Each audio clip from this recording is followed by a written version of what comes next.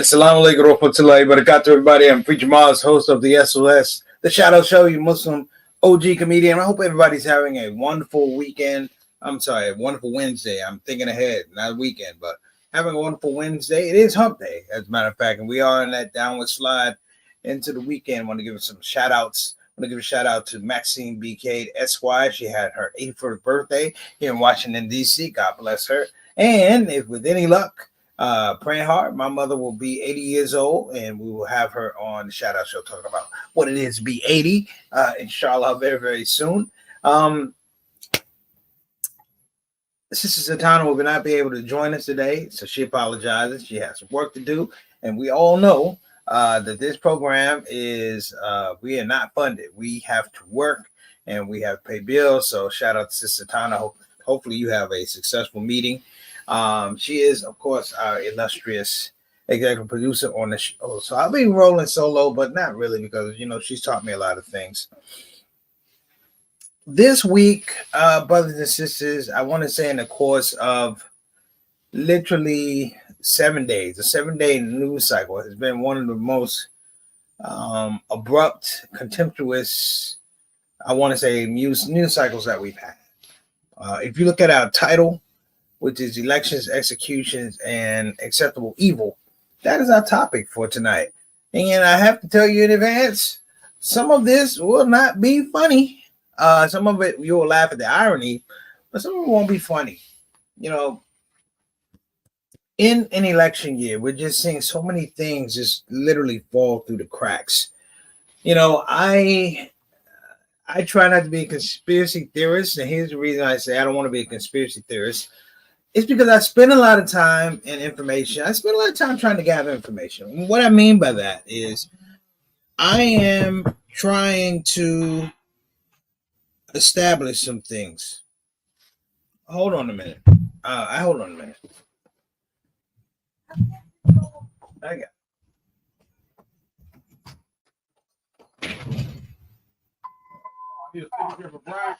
Okay.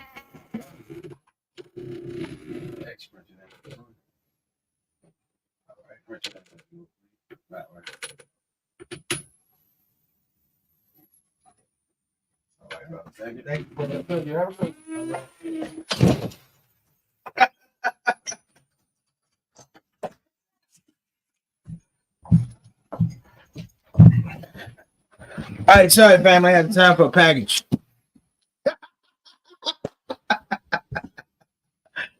That's live. That's time for a package, brothers and sisters. If you know how it is with leaving packages on your front door and having people steal your packages, you will know exactly what I just went through right now. So please forgive me. Back to the point of what I was talking about. My point is this, brothers and sisters. We are in a bit of a tailspin. I had to go through my own emotions to really be able to manifest what I'm about to say right now. I'm not a conspiracy theorist, and the reason why I'm not a conspiracy theorist is at heart, while I do the Shout Out Show and I do comedy, at heart I'm a journalist, and there are certain levels, and levers and tools that we use as journalists to really get to the point. I'm talking about cross-referencing stories and things like that, looking for accuracy. I don't want to put anything out there that's not real or true to you because I feel like you as a viewer, you trust me. You trust me to have integrity to give you proper information. Okay, that's number one. Number two is there was just so much misinformation going about that this is the election and we are electing on bad information about our candidates, bad information about our down ballot politicians, bad information overall about what society is. And I have to say that because I wanted to make it clear, crystal clear, that I'm in no way trying to tell anybody how to think, how to vote. That is not it. I am, as your brother, trying to clarify how we got to this point. And to clarify how we got to this point means that through the process of the democratic process here in the United States, it means that we had to forget things. People come up with conspiracies because they forget the facts. And then some people, we have conspiracy theories because they know they won't look for the facts. that what they're looking for is a very visceral and emotional response for people in the hopes that they'll do the same thing and not check their sources, not pick up the phone and call somebody. Okay. This is, I don't want to say red journalism, yellow journalism, but this is the era of people who have opinions believing that they are journalists. You're not reporters. You don't do the research. That being stated, I came up on this thing and I remember this heart feeling thing as a child. Okay. When I say something that makes an imprint on you as a child and as an adult, it's going to be this clip of Harry Belafonte talking about Martin Luther King. And it summarily, it really brings into focus what I feel about this country. What I feel about this country, what I feel about its electoral process, what I feel about the Supreme Court, its concept of justice, equality in the United States, its treatment of Black and brown, people of color, Native Americans. This summarizes what I feel. And then the overall understanding of it, I'm like, this is why they had to assassinate Martin Luther King. Listen carefully. Last thing Dr. King ever said to me, 5 days, as a matter of fact, before he was murdered, was he was at my home. He had just finished a strategy meeting on the Poor People's Campaign. And he seemed quite agitated after what we thought was a very successful gathering and discussion. And he said to me, I said, what's the matter, Martin? You seem very agitated. He said, well, I am. Because I've come upon a thought, but I don't know how to deal with it this moment. I said, well, what is it? He said, we fought long for integration. It looks like we're going to get it. I think we get the laws. He says, but I'm afraid that I've come upon something I don't know quite what to do with. I'm afraid that we're integrating into a burning house. And when we asked for further clarification, Andy Young was with me at that time, my wife, others. He said, America's lost whatever little moral vision it had. Its moral sense has run away from the nation. And a nation that is not governed by morality and moral principles is a nation that's headed for an abyss. And I think Black people have been struggling to get into this system, maybe getting into a system that in the final analysis is a Sodom and Gomorrah, will not work. Because its selfish goals, its need for profit, its need for supremacy, its need to be the best, has clouded its moral vision. And with no moral vision, no nation can be healthy enough to lead its people anywhere except to destruction. Okay. I want y'all to marinate on that. We'll be right back here on the ShOUT Show.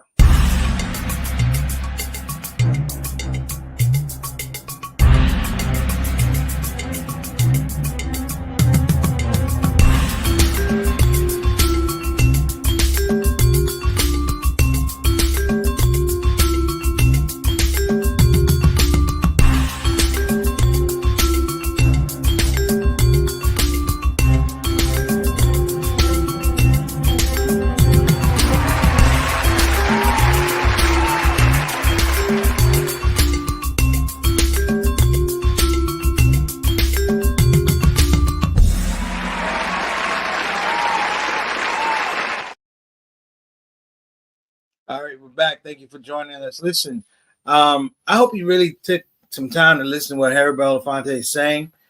Essentially, Harry Belafonte is saying what we're not saying now, that we're in a electoral process that in the end is not going to benefit us.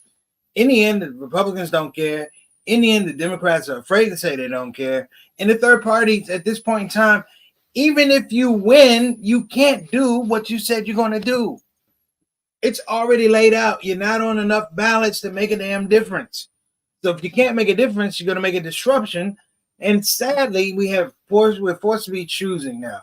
You know, what is the acceptable evil between the Republicans and the Democrats? I never want to be in a room where I say I want to be with somebody or put my trust in somebody under the auspice of they're not as evil as the other person. Now, here we go. You have a lot of things going on here, and we're going to get to quite a number of subjects. I want to give a shout out, Brother Altaf Rashid, my main man, wa alaikum assalam rahmatullahi wa barakatuh, coming all the way from Toronto, Canada. We call him Mr. 6 o'clock, straight up, straight down. a Canadian envoy to the show. Shout out wa alaikum assalam rahmatullah barakatuh to my main man, JT, little brother. What's going on, beloved? Shout out to mom. Hope she's feeling better. And we you know how we do. We got a bunch of people in the Instagram. Let me get it straight. Brother Bilal, and by default, his lovely queen sister, sisters Sonia. I'm sorry, Sister Sonia Dalton Salahuddin. How you doing? Also want to give a shout out to Ad Honest. I want to give a shout out to Tawheed, Habila, okay, Omer Bashir, my sister Nadir, the very funny Nadir, Pierre, my main man Jabril Howell down in Charlotte, Wafiq Zarif, a very funny comedian out of Atlanta. Atlanta or North Carolina? I forget sometimes. I'm sorry. Chai Addict, thank you for tuning in. Ismail Nordine, thank you so much. Hey, breakfast for dinner. That's funny. Thank you for joining. Amar Masood, thank you. Ramadan Labaran, RK 17DK21 and 11 Shahs 11. Wait, 111 Shahs 111. All right. Give a shout out to Khan. Oh, there we go. Shout out to my sister. How you doing? Thank you so much for joining us. You know we miss you. Thank you for. I guess you're out of Facebook jail. Nice to have you back. Let me tell you how America doesn't work. This will probably be the reason why, and I've said this throughout my career as a comedian. I've had a very in tune and intimate relationship over how America doesn't work. And it's a very special, unique perspective because I'm pulling it from Hollywood. I can tell you how America doesn't work because I can tell you how Hollywood doesn't work. Because Hollywood is not about the overall understanding of meritocracy.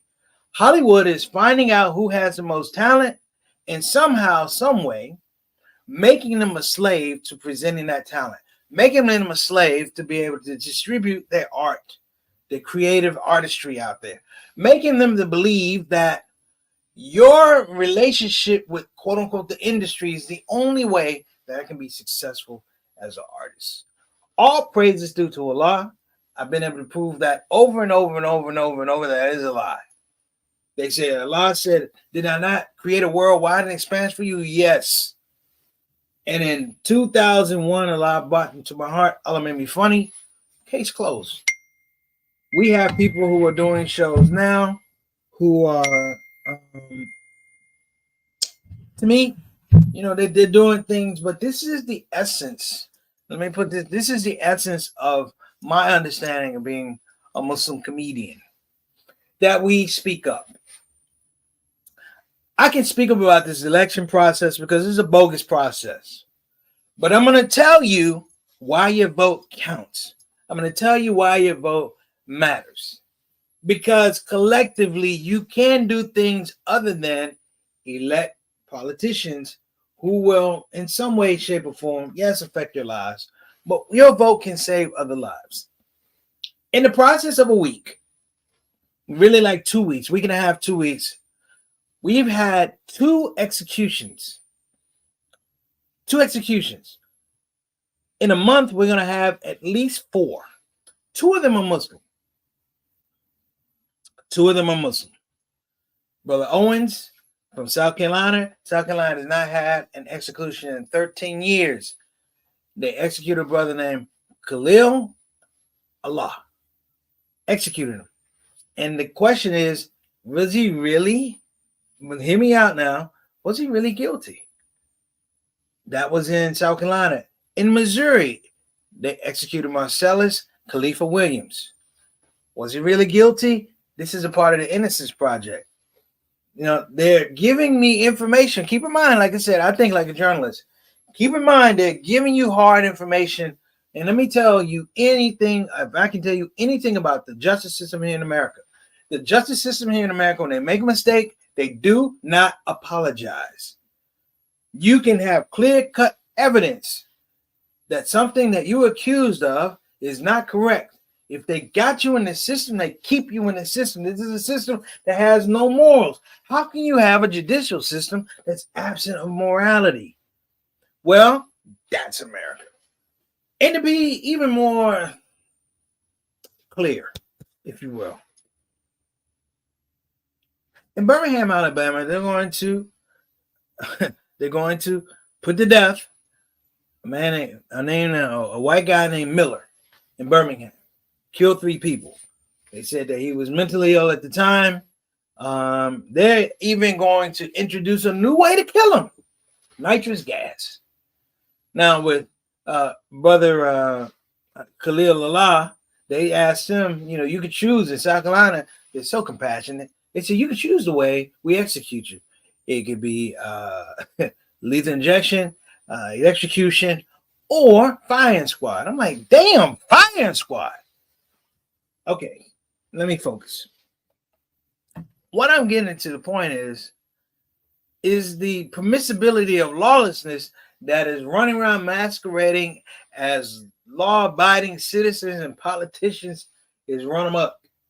There's no conspiracy theory that I'm going to give you other than the fact that you can open your book, turn on your TV, look at your phone, and understand that the world has run amok.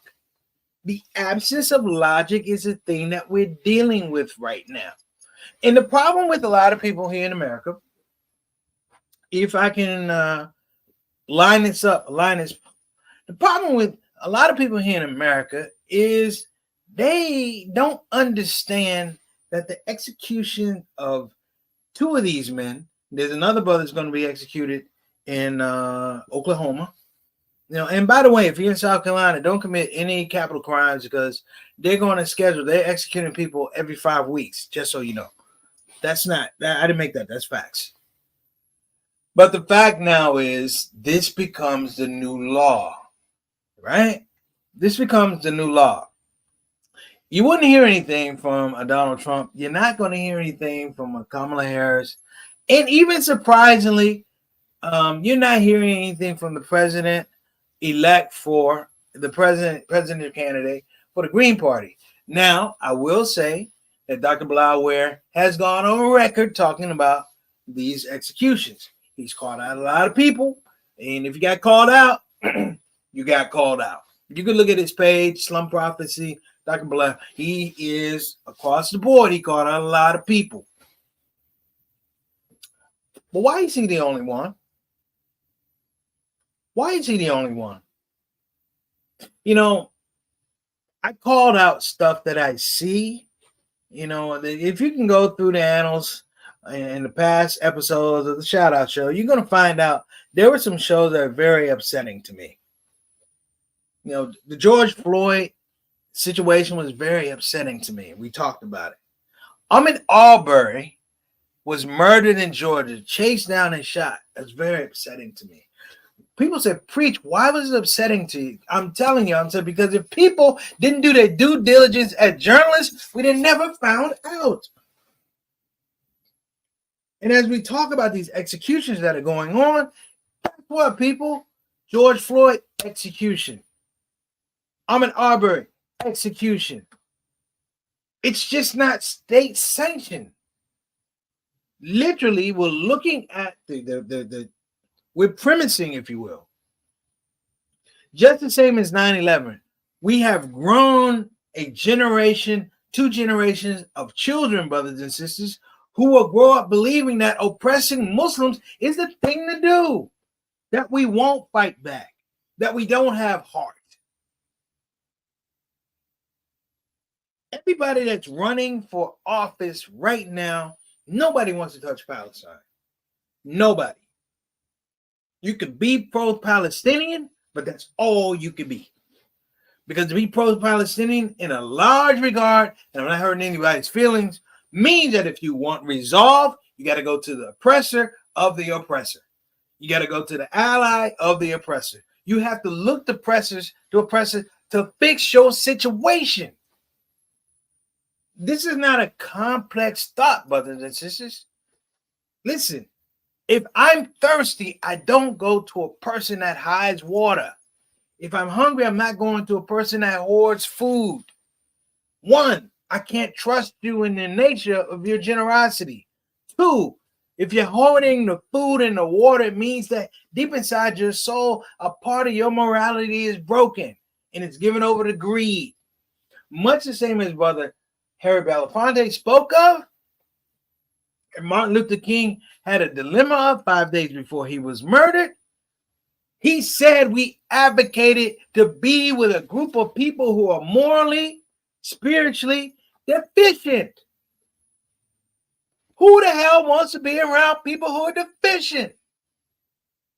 King said, he didn't want to really be equal to white people. He just wanted equal access. If you're going to run a race, brothers and sisters, damn it, you at least got to be able to get on the track. And if you can't get on the track, what kind of race are you running? Over and over and over and over and over and over. The facts are clear. The facts are clear. If you want it from my voice, my mouth, I'm going to tell you something. The Palestinian problem will always be a problem because the people who you are dealing with have no moral compass, never have, never will. It does not fit into it. We're sitting here right now talking about Palestine, but all these advocates, are you talking about the people being bombed in Lebanon? Is everybody in Lebanon part of Hezbollah? Or does everybody in Hezbollah look like somebody in Hamas? Tell me. This might be the last shout out show because I know people don't want to hear this. And I know clearly people don't want to hear from a black man. Listen, I'm a comic, but that dang on it, I'm not stupid. I'm not a clown. I read. The best comics in the world, sit back and look at how the world thinks of itself. I sit back and watch the United States throw their chest out. I see how you think of yourself, but there are those of us who look at you in a particular way, knowing that you ain't all you cracked up to be, knowing that you hope that we die off. So the whole notion of the griot, the person, the storyteller that keeps the history, the oral history, that they would die off. You know why you don't like Muslims? Because you can't kill off the Quran. It's not written in paper. It's not written in paper. It's not written in the books. It's on people's hearts. And you have a hard time dealing with that. The true and real Christians, the true and real Jews, the true and real, they understand that.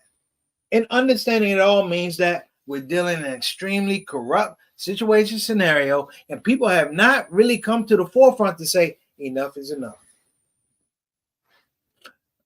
Let me tell you something. At my size, in my age, when I was young, this is the true story. When my parents moved from Washington, D.C. to Maryland, we moved mid-year, and what happened was they essentially told my mom, because I was in kindergarten, essentially told my mom, well, listen, here's your two thoughts. Either you hold them out of the year and put them back in kindergarten, or you put them in first grade. I had to go in first grade. I was very young. For my whole life, any classroom I've been, I was the smallest person and the youngest person. I had a bully one time in second grade. Everybody knew who the bully was because the bully had bullied everybody around me. The bully had burned this person, and they could all talk about, not about how we deal with the bully, but they would look like you're next to get bullied. And God bless the spirit of Nat Turner and John Brown and all our Marcus Garvey and Malcolm X, because I said to myself, damn, if I let him bully, then this thing is just going to keep on going. And essentially what happened was, shout out, and this may not sound good, I realized the only way I could deal with the bully is to make him small. To make the bully small in front of people. And it started out with me opening my mouth. When he called me the N-word and things like that, and I opened my mouth and I talked about how his mama was dumb. And I talked about how they were hillbillies. And I talked, he had a list and he couldn't say the word aluminum correctly. And I poked and poked and poked. And I said, this will come to a point whereby he's going to be so small, he has to strike. And my whole point was, he's going to strike, but you got to strike first. You got to strike first. Not that you're going to win the fight, but damn, you got to stand up and do it. You got to stand up and take a shot. You know, there's a great book. I don't mean to be grotesque, but I'm going to tell you this about us, and I'll let it go. I'll never say this again on this show. There's a book called Monster.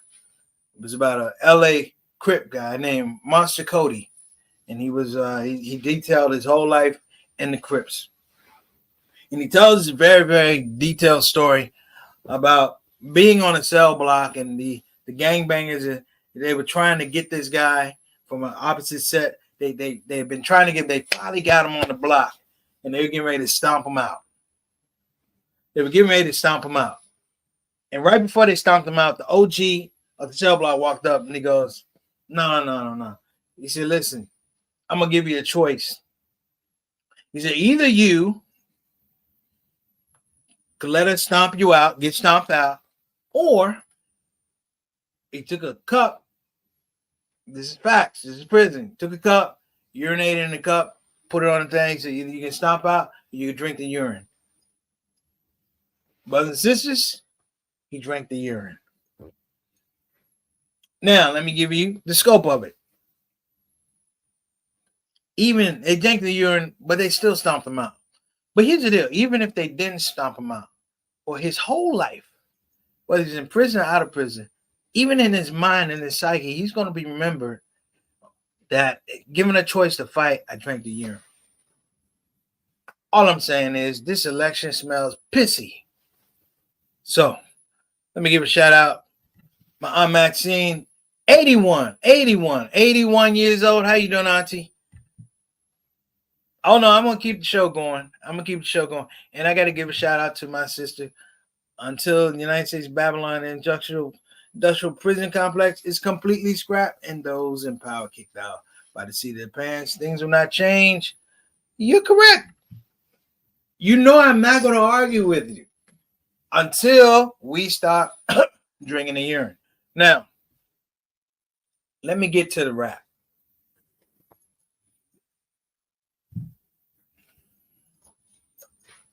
The brothers who were executed, Brother Brother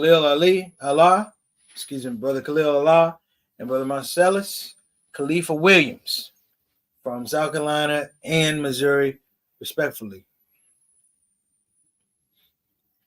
They died because they didn't drink the urine of the U.S. judicial system.